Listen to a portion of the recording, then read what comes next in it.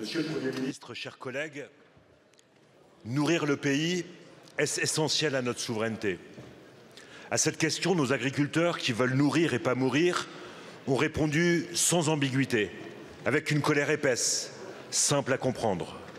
Si on laisse des produits agricoles rentrer chez nous sans contrainte, alors qu'ils ne respectent aucune de nos règles environnementales, sanitaires et sociales, la concurrence libre et faussée nous étouffera.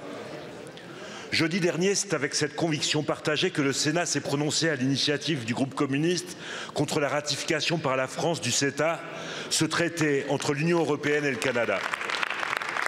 En votant dans un très large rassemblement républicain, les sénateurs ont considéré que ce traité était le symbole de l'abandon de l'agriculture française et européenne. Désormais, il revient à l'Assemblée nationale de se prononcer. La majorité semble s'y refuser, à en croire les propos de votre tête de liste aux élections européennes, qui rêverait, comme pour le traité de Lisbonne, s'asseoir sur le vote des Français. Monsieur le ministre, nous découvrons que le gouvernement n'a toujours pas, comme c'est l'usage, déposé le projet de loi à l'Assemblée nationale. Est-ce un oubli ou le mépris du Parlement? Je vous remercie. La parole est à monsieur Jean-Noël Barrot, ministre en charge de l'Europe. Merci Madame la Présidente, Mesdames et Messieurs les députés, Monsieur le député Sébastien Jumel. Le gouvernement prend acte de la décision du Sénat de rejeter l'accord du CETA. C'est une décision que nous regrettons et que nous estimons à la fois totalement démagogique de la part d'un certain nombre de groupes politiques et profondément incohérente. Incohérente parce que s'agissant d'un accord qui a été initié par la droite et signé par la gauche, il est étonnant de voir les sénateurs LR et les sénateurs socialistes s'y opposer. Incohérent parce que cet accord, vous le savez, monsieur le député, a bénéficié à l'ensemble de nos filières. Ce sont les entreprises qui le disent, ce sont les agriculteurs qui le disent.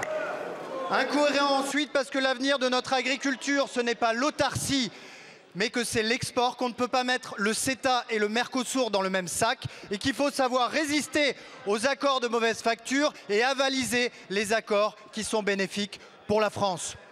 Alors monsieur le député, le gouvernement se tient à la pleine disposition de la représentation nationale pour apporter filière par filière tous les éléments d'explication. Vous le savez, mais vous le verrez encore plus précisément, cet accord a bénéficié à nos agriculteurs, à nos industriels, à l'emploi, à la balance commerciale. C'est donc un bon accord et le moment venu, je sais que l'Assemblée nationale saura le reconnaître. Je vous remercie, monsieur le ministre. Monsieur Jumel. Monsieur le ministre, les choses sont claires. Une fois de plus, vous voulez passer outre l'avis des Français et faire l'impasse sur le Parlement. Or, votre mondialisation est morte. Morte dans les cœurs, morte dans les têtes. Vous êtes l'ancien monde. Le libre-échange où les gros mangent les petits, avec le Canada via le CETA, avec l'Amérique latine via le Mercosur, les Français aux côtés des agriculteurs n'en veulent pas.